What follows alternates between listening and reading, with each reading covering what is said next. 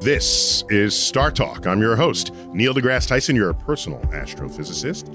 And today we are talking about sci-fi in literature and in movies. Ooh.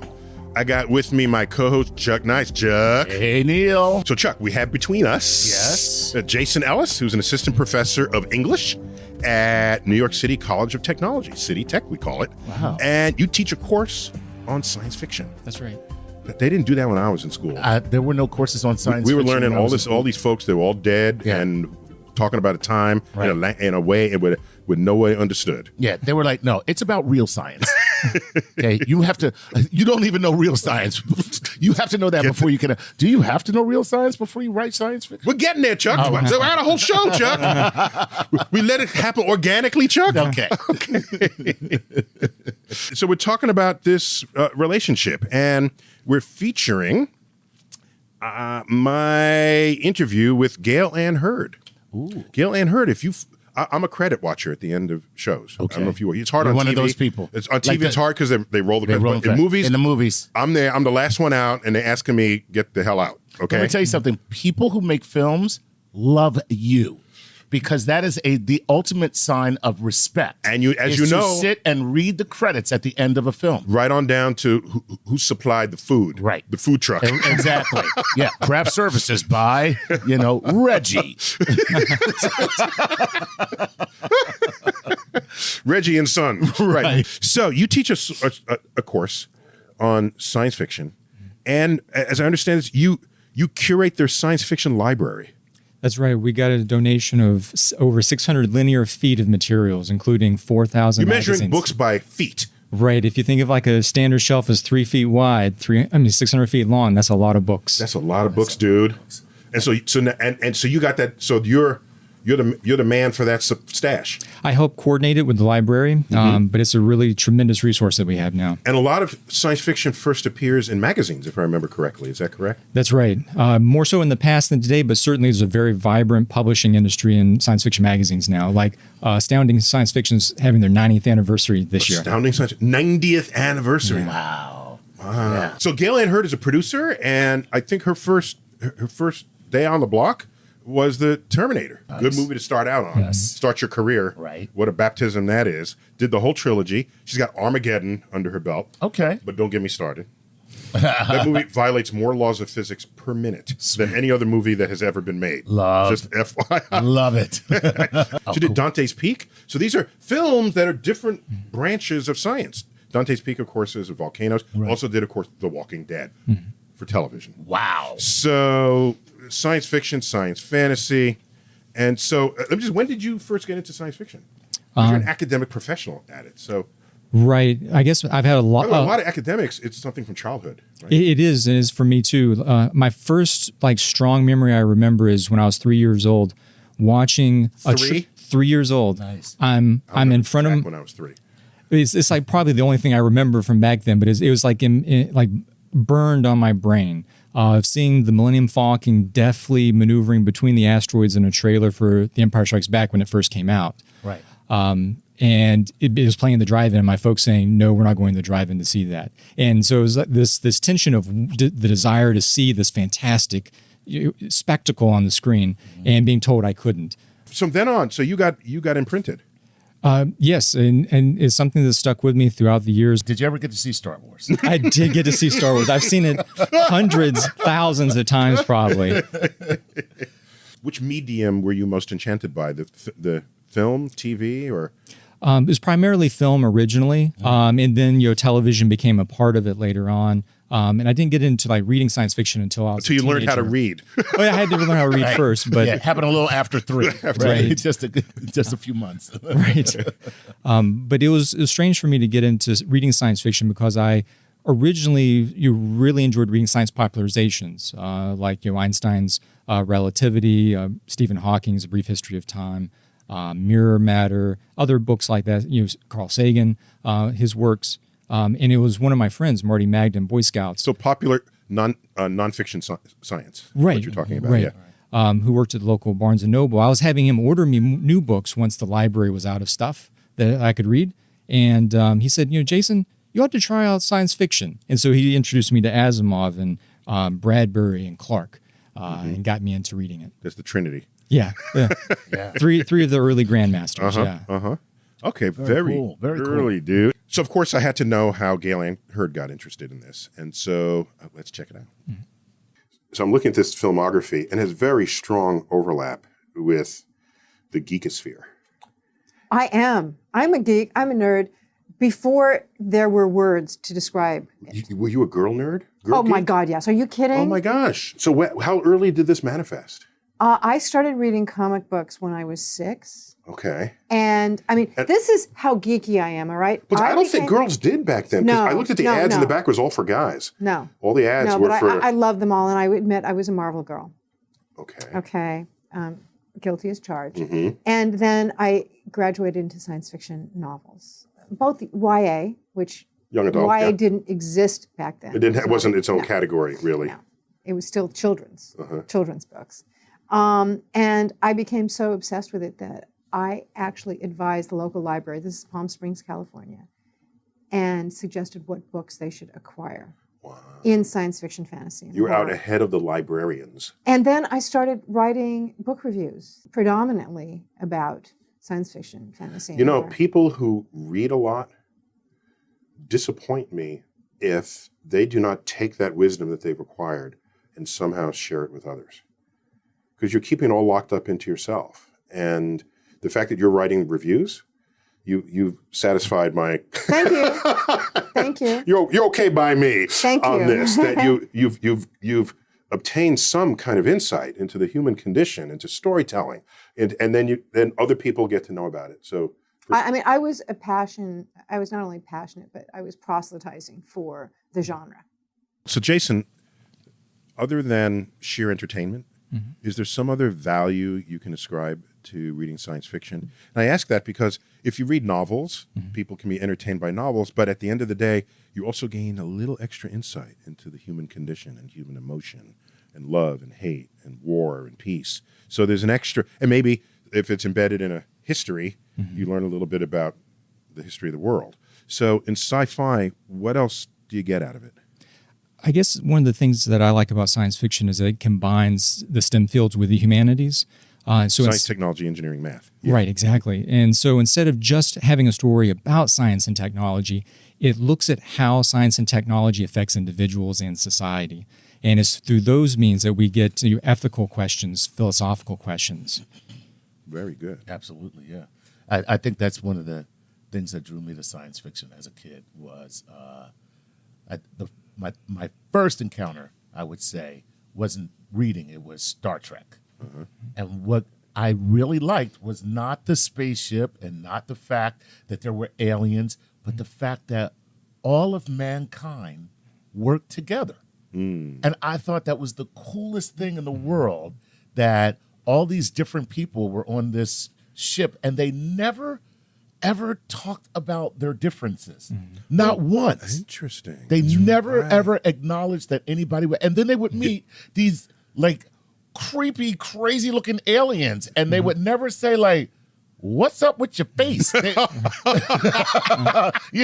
they would just say, like... You're some ugly aliens. Right, That never happened. Right. Because they were objectively ugly. They made them objectively ugly. Like, it's so funny. But it never became a topic. And it was never anything that, like, no one's appearance ever became an issue. So, Jason, let me ask then. Is hold aside the reader, is science fiction a way for the writer to offer social commentary? Oh, certainly. And I think that Gene Roddenberry's Star Trek is an excellent example of this, where not only are you showing how people work together, you have equality amongst the sexes inside the crew, and also you can think about how the first kiss between a white person and an African American on television was in Star Trek, and it was largely not just on the part of Gene Roddenberry wanting that moment to happen, but also the part of William Shatner and Nichelle Nichols, you're wanting it to happen because they would flub the takes when they were told not to actually kiss for the cameras because the producers and the studio was like, we don't want to see that on TV.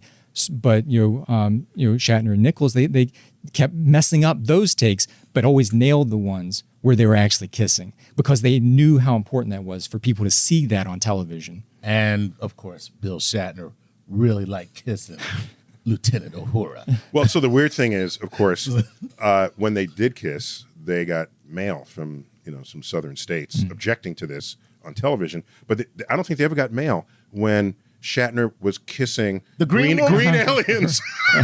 Green aliens, not even human. Okay, I can't believe you're kissing an alien. So there's social commentary, but not all authors think about that kind of effect, I presume. Is that correct? I would say so, but even if someone isn't intentionally providing some social commentary, science fiction is extrapolating from the here and now. Whether it's something that's in the far future or an alien world, or even extrapolating to the past, like with steampunk. It's everything based around the authors or the directors, filmmakers, attitudes, beliefs, knowledge, etc. So science fiction is a conduit to the future. And it's not only movies, of course, but comic books and other media. And so I asked Gale and Hurd about whether any of this background that she enjoyed with science fiction influenced her choice of movie that she elected to produce. Let's check it out. At the risk of stating the obvious, your geek roots in comics, comic book stories, science fiction, they manifest in this filmography. Yes. Strongly. So how are you doing? You know what? What is going on here? I make what I'd like to see. And my newest show is Falling Water for USA Network, which is... Oh, I have yet to see that, but everybody's telling me to see it. It is... Everybody. Fantastic. Everybody. So why weren't you listening to them? Okay. Tonight, I'll dig up some episode. You. Tonight. Thank you. Okay, because I felt bad. I got to know what the pulse is out there. Otherwise, because it is.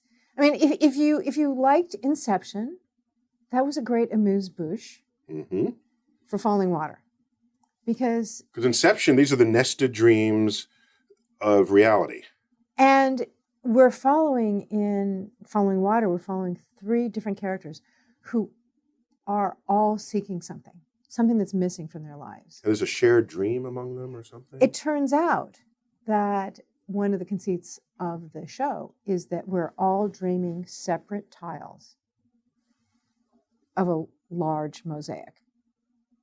And certain powerful dreamers can leave their dream and enter yours or mine or anyone's, and just think of the power that will have.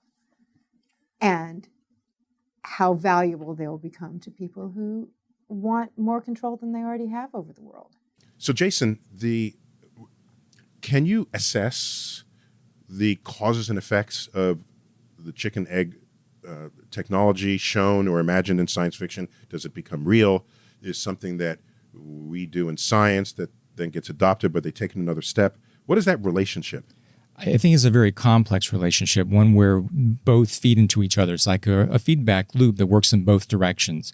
So as science and technology create new innovations, those things get incorporated into the science fiction that we enjoy and the comic books that we enjoy. But at the same time, people come up with new ideas, try to stretch the boundaries of possibility, such as Jerry Pournelle and... I forget the other author's name, wrote a book in the 1970s, The Mote in God's Eye, and they imagined the mote in God's eye, in which they imagined personal computers, pocket computers that you would carry around. And 30, 40 years later, then we had that reality. Right. It's funny because Jeff Bezos just did an interview. The head of Amazon. Did an interview where he talked about Alexa being inspired by the way people talk to computers in the sci-fi movies and TV shows that he saw when he was a kid. And I thought about it. I was like, that's so funny. Like in all sci-fi, people talk to the computer. They go, computer, working. It's like, it's so, and now we do that. And it's almost always a female voice. And it's almost always a female voice, you know. But even 2001 Space Flight, he's talking to the computer. Oh, how? I'm sorry, Dave. Like, I can't do that, right? So it's weird that we now actually Do that. and we take it for granted that we say, okay, Google, or hey, Alexa, or Siri, and we take it for granted. It's so weird. But I would say that it's not just that one-way street of science fiction imagining this new possibility and it comes reality, but also that the things that are discovered, the new things that are found in science and technological innovation also feed their way back into science fiction. Because the thing is, like, with really the way like the iPad works, or really the way that Alexa works, the way that we understand it now, wasn't envisioned in science fiction. We can trace it back and see where there might be a little bit of inspiration, but it wasn't the thing itself. Okay, Right. So this is the complex elements. It's more a tapestry of information coming together, That's right. as opposed to a linear track that you can establish. Right. There's a really good example of this, if I can share it, with H.G. Wells. In 1909, he wrote The Land Ironclads, a story about the first modern battle tank. And it was some years later, in 1911 or so, that Major General Swinton invented the tank for the British military, with the advent, or it led into the advent of World War I. Later, Wells sued Swinton, claiming ownership of that invention of the tank. And then Swinton showed up at his house with a and tank. blew it away. An actual tank. actual tank. You got a tank. You just Right. wrote about it. I made the thing. Who's suing who now? Luckily, it didn't have to go that far, but Wells did lose that court case, and I think rightly so, because even though he was able to show that Swinton had read the Strand magazine that the story appeared in, science fiction is something that I think can inspire, give people ideas. It can provide motivation for new research, but it isn't necessarily like the actual patent application. Right. We're about to take a break. When we come back, more of my interview with Gale and Hurd, the producer of really cool sci-fi movies and TV shows. Startalk returns. We're back. Startalk. This episode all about science fiction as it's represented in film, in books, in comics, in television. Featuring my interview with Gale and Hurd, who's a prodigious producer of just this kind of product. And Say that 5 times fast. prodigious producer. of this kind of product. Let's pick up where I just asked her about how much does she think about the accuracy of science in sci-fi films. Let's check it out. I'm looking at the Terminator, Aliens, Alien Nation, The Abyss. That was all underwater there, and this just goes on and on and on. Armageddon. I got to tell you my relationship with Armageddon. Okay. So let me say of Armageddon that I found the movie thoroughly entertaining. Just the writing, the timing, that mixture of actors, the wit, the emotion. It was just fun. Okay, that's my first of all comments. That being said, in my community, Armageddon is one of the films we reference in science class for how many laws of physics are violated. Well, what's really funny is the last thing I was hearing about was if an asteroid was coming, that people have decided that some of the science in Armageddon, which we know was faux science, was actually like not the worst. We were not the worst. The worst, okay. I probably have another one in there. And by the way, we could spend an entire hour on Dante's Peak. I mean, the volcanologists, because this is the thing. So we were like, we have a Cascades volcano. They don't have lava. It's pyroclastic flows, etc. And the pyroclastic flows. So so the studio, which we'll go unmentioned, said no, volcanoes have lava. It's like there are different kinds of volcanoes. They didn't care. We had a volcanologist named Jack Lockwood who was fantastic, and I kept saying, I kept sending him scripts saying, I'm sorry, I can't get this changed. So we tried to get other things right in terms of the earthquakes and the pyroclastic flow that we did have. Let's bring in a geologist. I've got Janine Krippner on Skype. Janine, welcome to Startalk. Thank you very much. So you're a volcanologist. So this is Spock. He's a volcanologist. Live long and prosper, Janine. Volcanologist with the Smithsonian Global Volcanism Program. That's actually a thing.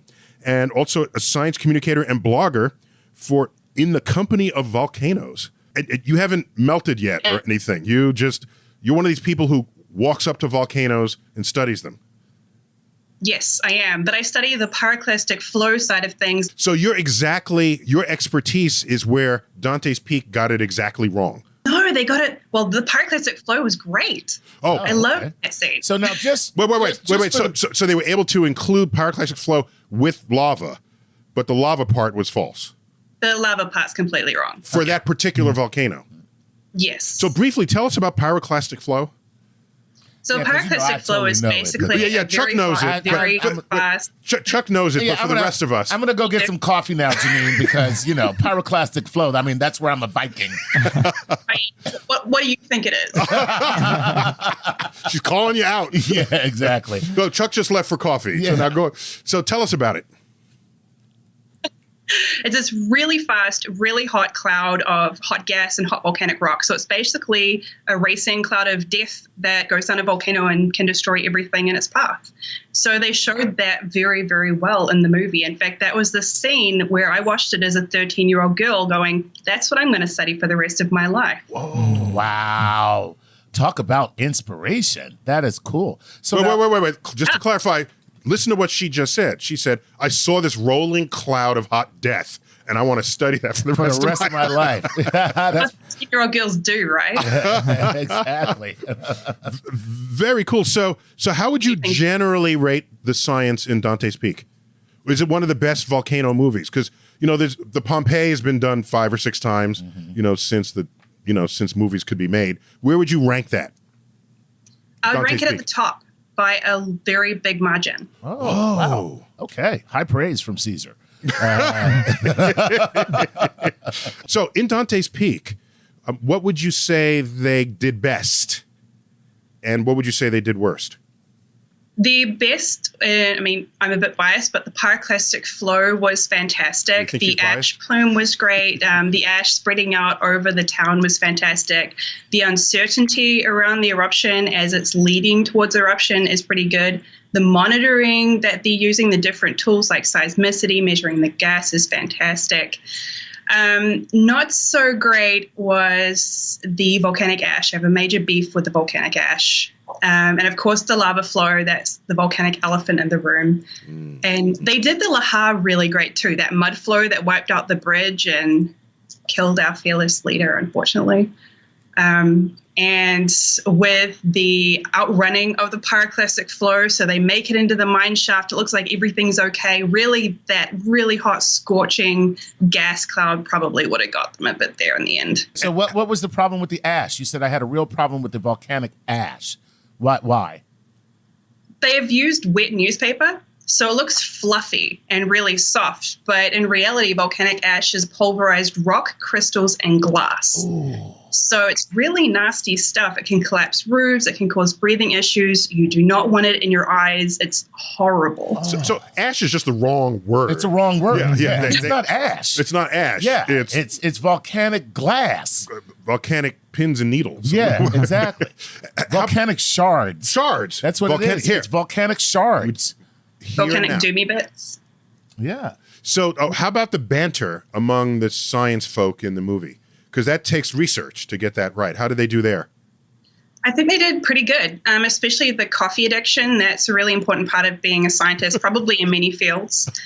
The gung-ho nature of Dr. Harry Dalton is a bit too much. We would always want more data. We wouldn't want to go straight and scare the crap out of the townspeople. That's not what we do.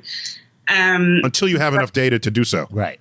Exactly. Yeah, Exactly. but don't try to play like you don't want to scare the crap out of the monitoring it. That part's pretty good. Don't play like you don't want to scare the crap out of the townspeople, because that's one of the parts of your job you enjoy most. I haven't got to do it yet, so I'm not sure. I have to come back to you on that one. Okay. So just to repeat, you are certifying Dante's Peak with all of its shortcomings as being the finest scientific, the most representatively accurate volcano movie ever made head and shoulders above all others. Including Joe in the volcano. Joe in the volcano. As a doctor in volcanology, yes. Yes, I do. Cool. And could the fact that New Zealand has had some unfortunate encounters with earthquakes in recent decades, Christchurch being almost completely destroyed, has that had an influence on your curiosity about the raging earth? I was actually on my way long before that. I look a lot younger than I really am. Okay. If you say so yourself. But no, living in New Zealand, I grew up around volcanoes. So I always loved volcanoes since I was, since before I could remember. So yeah, the landscape I grew up in has definitely made an impact. Can I ask a question just unrelated to sci-fi? This is actually very, very real.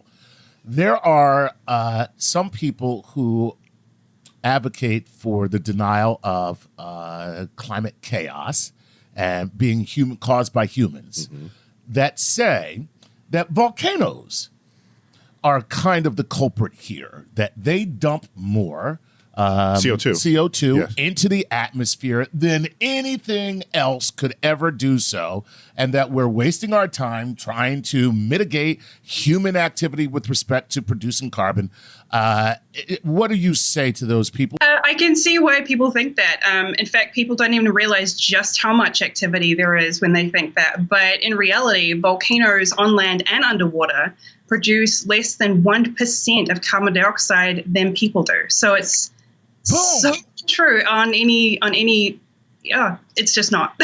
So let me bring this to a close and ask you, is there some volcano movie that you can imagine wanting to consult on that takes it in another direction, or it's uncharted territory for the science fiction media?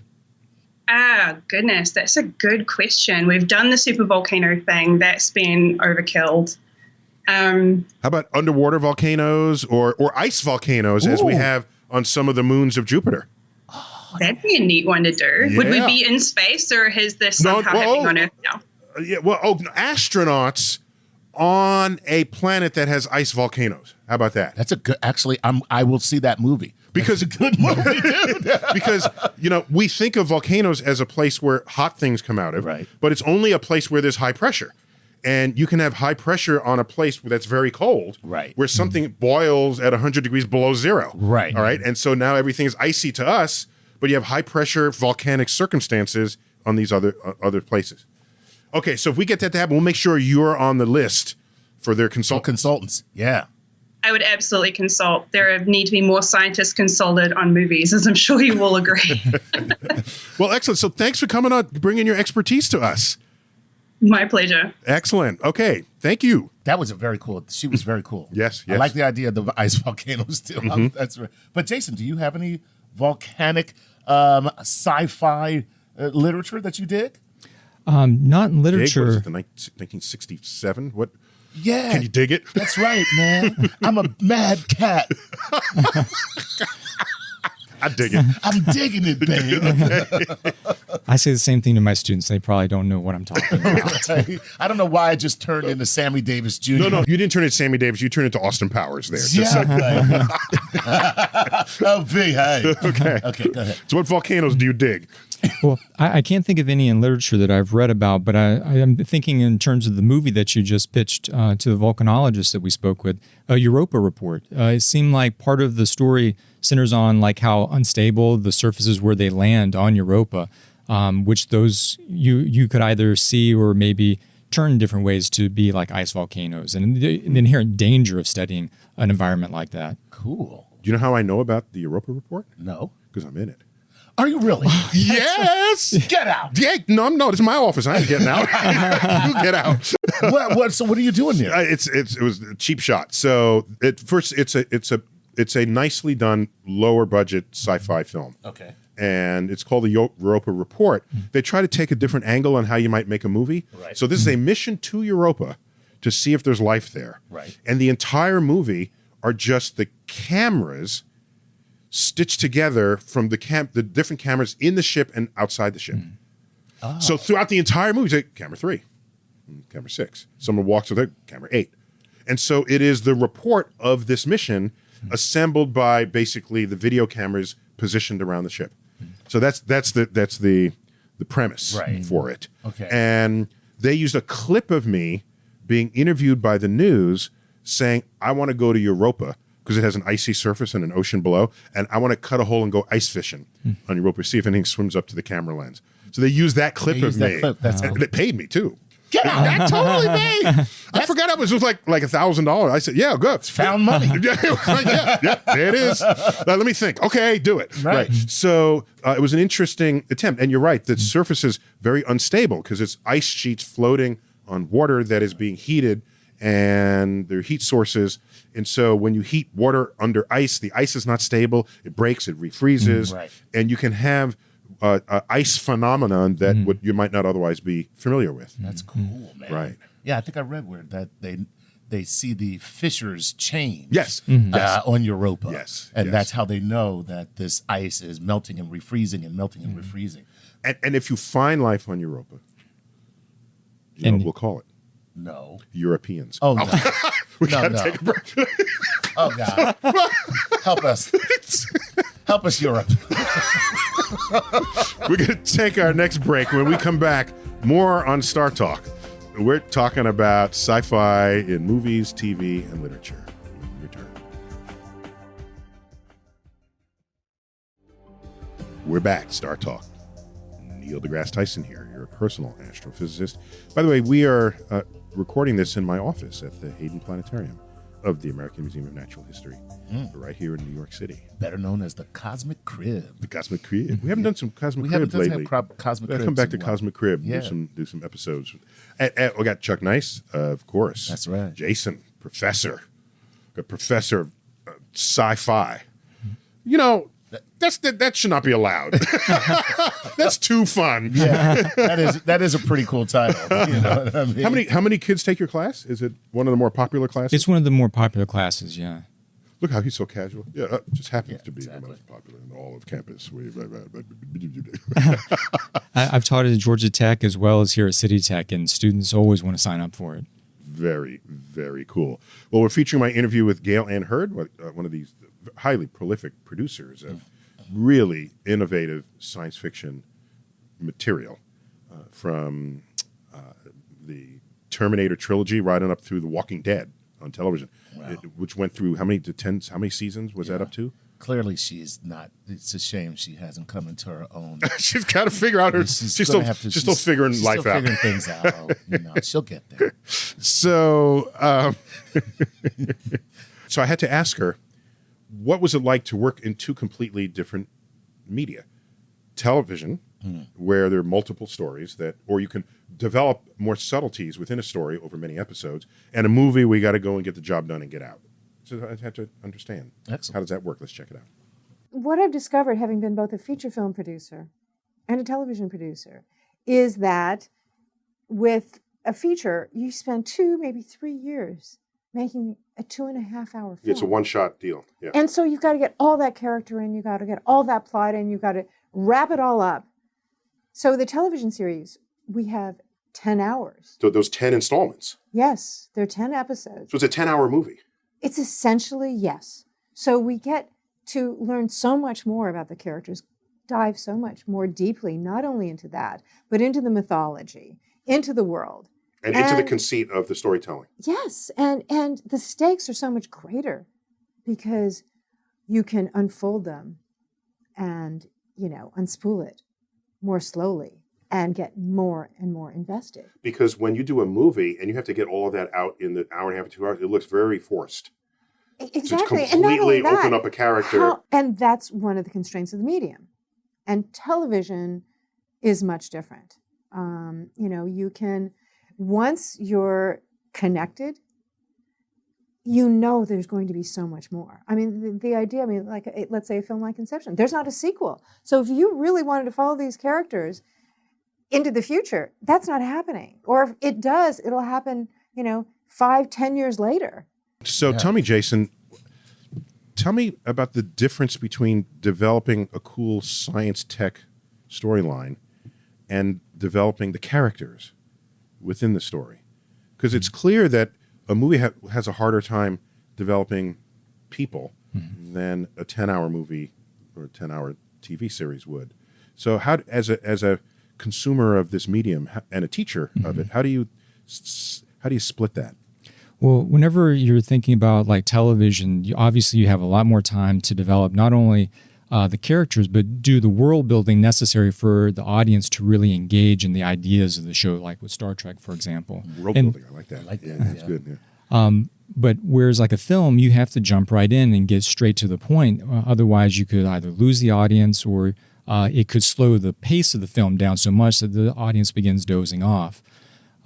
Also, another issue that relates both to series and film has to do with novels, that when you write a novel or short story, you can provide interiority, you can provide the thoughts of the characters, which you can't really do on film or in television other than like flashbacks. In awkward ways. In awkward ways, exactly. Yeah. Except Japanese anime, where they're always doing that. That's all they do is give you the interiority of what the characters. It's always what the character's thinking at all times. Is that a word, interiority? I don't know. That's new to me. It is, yeah. I just Wow, heard that's him a say new it. word. Yeah. And you picked it up like that? Yeah. You act like you knew that word your whole life. Hell, well, no, I knew it for 30 seconds, and that is all I need. So that's interesting that the how clumsy it can be to get inside someone's head without having them be a whispered narration over their thoughts. So what's a mechanism as a writer that you can use to portray like the thought patterns of a character without doing that? You know, that they're showing the close up of the face, and it's just like, and they look off at and they're looking off. It's just like, I don't think I can do this. I'm not sure if I can make this happen. Like, you know, what can you do? And maybe really good actors can convey those emotions just by their facial expressions. Oh my God, you're absolutely right. Yeah, like Meryl Streep, I think that's one of her strongest points. But you're exactly right that things about like nonverbal information from facial expressions, the way a person carries themselves, the tonality of their voice, but also film techniques like the cinematography, the way the shot is framed, the color scale that's used for background or foreground. Music can carry and some obviously emotions, too. music is the biggest Which you don't thing. have in a book. Right. And this is the thing, is not to say that one medium is superior to another. Each of them have different affordances, things that they can do, and constraints, things that they can't do in order to tell a story. And I think a masterful storyteller uses the medium's affordances to their maximum capability to be able to tell the story, but also involve the audience in those emotions and those characters. I have affordances too, by the way. I just learned 2 words today. How's your affordance? Exactly. So nowadays with streaming services, where they'll drop an entire series all at once, do you think the future of sci-fi is bright because now sci-fi can have the same kind of treatment as other long dramatic stories that have been dragged out for multiple episodes have done in the past? I think so. Like maybe a good example would be The Expanse. Yes. Oh my God, I was just about to say that. So do you? I'm sorry. He didn't give you that affordance. I don't have. I get very excited, but that is a if you people listening, if you get the chance, watch The Expanse. I found it by mistake, and 4 days later, I was sitting there unshaven and smelly. I was like, "This is so good." There's no higher compliment in modern times. Exactly. But they do the science well. But And who's streaming this? I think it's Amazon, if I'm not mistaken. But they do the science well, and it was cool because, I sit at the feet of the master all the time here, and I get to hear and learn a lot about what really happens in space. And one of the things that they do very well is let you see that in zero gravity, you are a helpless little baby. Yours is one of the most helpless states you could ever be in. There is nothing you can do. And they do it really well. But anyway, I'm sorry. I got excited. I interrupted you. Go ahead. The Expanse. But you make a really good point about like you stumbled onto it by mistake, right? And I think that with streaming services and this new way that we're consuming media actually may introduce science fiction to more people now because they just stumble onto things or try something out in a way that was harder to do in the past, where you had to tune into the channel at a certain day, a certain time. And if you didn't, well, then you totally missed it. But now with things being shared on social media, recommendations, or things that you find just browsing through Netflix or Amazon. And no one's going to jump in the middle if they can start at the beginning. Exactly. Right. So you got them. And And the cool thing about The Expanse is they take the geopolitical relationships between countries that we have right now, and they expand that to become intersolar relationships between people who are born in the asteroid belt, in the Kuiper belt, people who are born on Mars at 38% gravity, and Earthers who are. And so over this long period of time, human beings have kind of, not really evolved. So if they're born on Earth, are they birthers? That was good. Chuck, that was good. I'm going to give it to you only because I'm a birther. But yeah, and it's very funny because the prejudices that we hold towards one another here on Earth now just becomes different prejudices that we hold towards each other based on which planet or which region of the solar system that you're born in. So, Jason, let me ask you, are there untapped, possibly low-hanging fruit available for the sci-fi author now that we have these new ways of delivering storytelling? I think so, and Netflix has jumped at this, like with the streaming of the series Black Mirror. They take things that we're all very familiar with and just push it a little bit into the future, near future science fiction. So that you can almost touch it, right, but not quite. Right. Just almost touch it enough to scare the bejesus out of you. Right. Yeah. But it's through this platform of being able to stream a series of movies or just watching one individual episode. I think immerses people in these ideas and gets them thinking about them in a way that science fiction is given to, as opposed to other media where it's more just about a dramatic story. So there's another aspect to this storytelling that I think I briefly discussed with Gale and Hurd, and it has to do with not only are you imagining the science, but how much of the science are you getting right and what value that might have to your audience. Let's check it out. I think, and I'd like to get your verification of this or falsification. I think we live in a time where if you get the science right, there is an entire other following that the movie will pick up in the blogosphere, where people compliment the science that it gets right, and it gets talked about for months beyond the normal marketing period. Like The Martian? Like The Martian. And so I'd like to believe that gone are the days we just make stuff up because you think it looks better, and then you alienate an entire community of people who could have praised you for doing it accurately. And the more we are in this era that I'm thinking we're entering, the more pressure there is on producers, directors to bring in a scientist and maybe... By the way, we had scientists on each of those films. I don't believe you had a single scientist on Armageddon. We've had multiple scientists you're on lying. Armageddon. No. including futurists from NASA. And in fact, we even shot in the neutral buoyancy in Houston. Yes, that's it. In fact, there's a whole scale model of the Hubble telescope submerged there, so that the astronauts who would be servicing it, it's not perfect zero G, but you get that floaty feel to it. And so, that's good. Good. But I'm saying... Well, I am not arguing with you. I am not arguing with... At least we knew that we were breaking those laws. So, Jason, how do you feel when you see bad science in a film? I don't think it's necessarily always a bad thing, but I would say that it's unfortunate today because obviously audiences are more well-educated, and I think there is a certain expectation that the science is right. Do you agree with me about the blogosphere? There's a whole geek community that cares about real science. Oh, I think that you're absolutely right about that. But I can also say as a warning, like when Sunshine by Danny Boyle was released, I saw it in a theater in Liverpool, England. And after the film was over, I was complaining to all my friends quite vocally about how bad the science was in parts of it, especially about like restarting the sun. And unbeknownst to me... So I didn't see the movie, but they restart. Sounds kind of cool, though. It is kind of cool, except that it's a very small like nuclear package that they use to kickstart things. Kickstart the sun. The sun. I mean, matters of scale here. Exactly. We get a big lighter up there. Wait, my my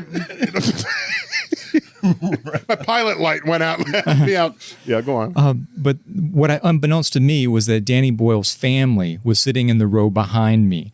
And they kind of leaned over and gave me some dirty looks and made me a little uncomfortable. And I thought about it, and it's obviously a tremendous success for someone to be able to make a film, right? To realize their artistic at all, right? But I do think that if you were going to be putting these millions of dollars toward making a film, why not make it a film that has more real science that can teach people as well as entertain them? True. I mean, sometimes it's what's the movie where they basically play around with the tenets of string theory and Matthew McConaughey.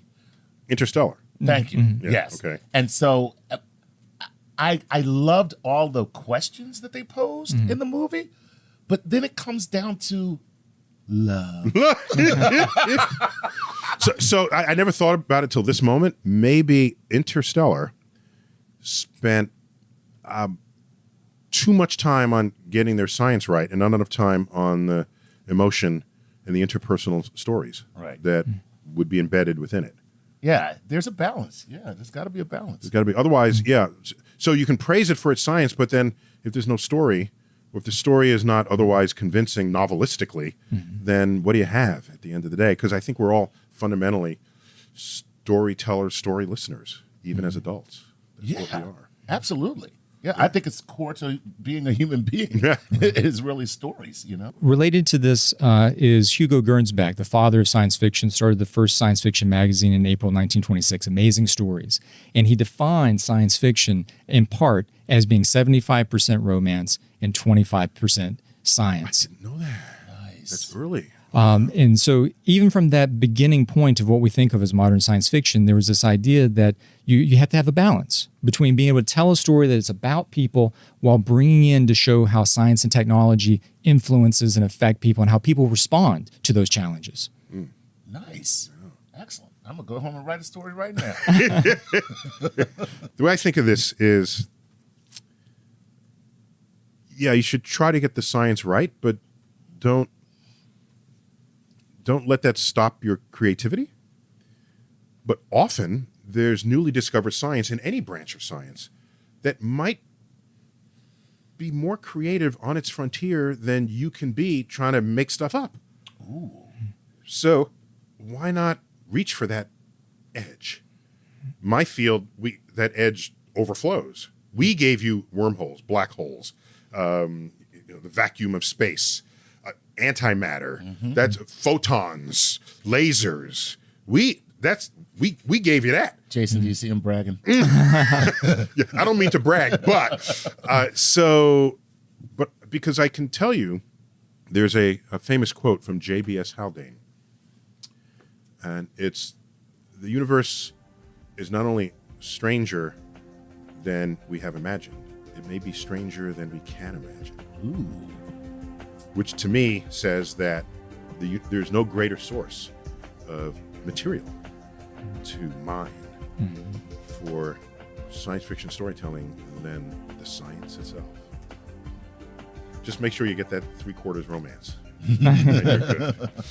And that is a cosmic perspective. You've been listening to, possibly even watching, this episode of Startalk. I want to thank you, Jason. Thank you, Chuck. Yes. For this episode. Thank you, guys. This was great. Okay. And until next time, as always, I bid you to keep looking up.